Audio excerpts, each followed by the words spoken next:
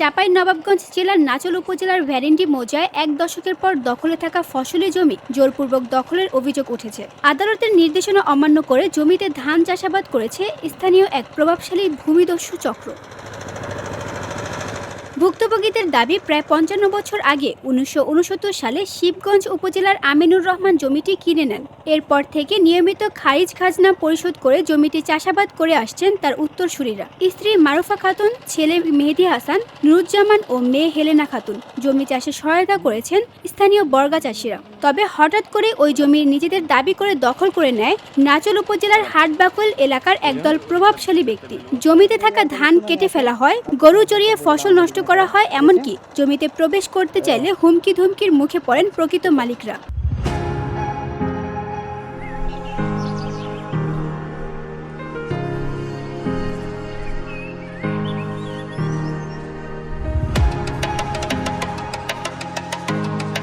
ভুক্তভোগীদের অভিযোগ, এই চক্রের সঙ্গে জড়িত আছেন সাবেক খাদ্যমন্ত্রী ও আওয়ামী লীগ নেতা সাধন চন্দ্র মজুমদারের সন্ত্রাসী ক্যাডার বাহিনীর সদস্যরা। এ নিয়ে আদালতে মামলা চলমান রয়েছে এবং জমিতে নিষেধাজ্ঞা জারি করা হলেও তা অমান্য করে জোরপূর্বক চাষাবাদ চালিয়ে যাচ্ছেন দখলদাররা।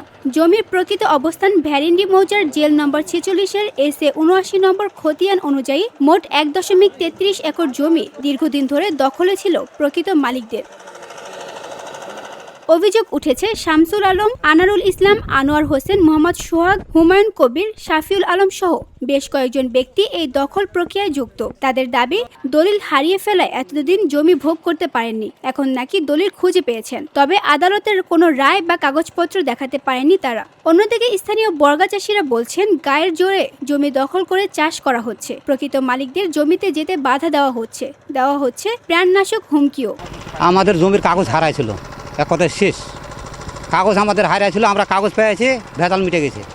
আমাদের কাগজ কিন্তু 5 বছর আগা পাছা, আমরা কিন্তু আগে থেকে আমরা ভোগদল করতাম, কিন্তু ওই তো এই কাগজটা হারা যাওয়ার জন্য আমরা আসতে পারিনি জমি। এই জমিটা আমি দেখছি, আমিও এই জমিটা আপনার ৫-৭ বছর আবাদ করে খেয়েছি শিবগঞ্জ জেলার কাছ থেকে। তারপর এই যে অপারেটর আমার আব্বা, যেহেতু আমরা 17-18 বছর ধরে ডিপটা চালাচ্ছি, স্কিম দিচ্ছিল ওই নুরজামালেরাই, শিবগঞ্জের ওই লোকই স্কিম দিচ্ছে আমাদের। তারপর আমাদের পাড়ার মকলেমের ছেলে সেলিম, মাহবুর, ওরা আবাদ করে চাষাবাদ করে খাচ্ছে আধি হিসাবে। আর এরা আপনার গতবার এই আগুনের ধান এই সময় লাগানোর থেকে ওরা নুরজামালেরা শিবগঞ্জ জেলা ধান লাগাইছিল এখানে।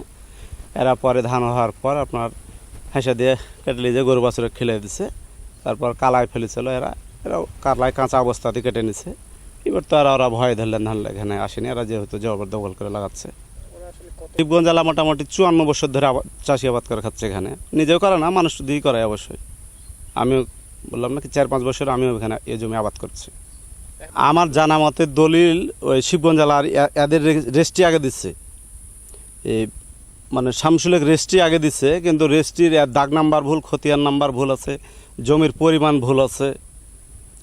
আর শিবগঞ্জ জেলা আপনার মনে হয় 69 রেস্ট্রি দিচ্ছে, ওদের সবই খাজনা খারিজ এ পর্যন্ত 33 সাল পর্যন্ত মনে হয় ওকে আছে। তারপরেও জোরপূর্বক গতবার ধান লাগাইছিল, কেটে আপনার ওরা গরু খেলে দিচ্ছে। এই জমিটা ধরেন 50-52 বছর ভোর শিবগঞ্জ আলাই খায়। ইতিমধ্যে 1 বছর থেকে আমরা দেখছি এই ভেল্লি আলায় গন্ডগোল করে জমিটা ভোগ দখল করে খাচ্ছে। ওরা বলছে আমাদের দলিল আগে, আমার দাদা দিয়ে গেছে, রেস্ট্রি দিয়েছে, দলিল যার আগে সম্পত্তি তার। যে শিবগঞ্জ আলা মালিক প্রতীকের মালিক, তাদেরকে নামতে দেয় না। এরা জোরপূর্বক করে ধরেন ধান চাষ করে খাচ্ছে আর কি। নাচল থানার ওসি মনিরুল ইসলাম জানিয়েছেন, এই বিষয়ে থানায় একটি লিখিত অভিযোগ পেয়েছে পুলিশ, তদন্ত চলছে এবং আদালতের নির্দেশ পেলেই ব্যবস্থা নেওয়া হবে বলে জানান তিনি। VOD Bangla news desk.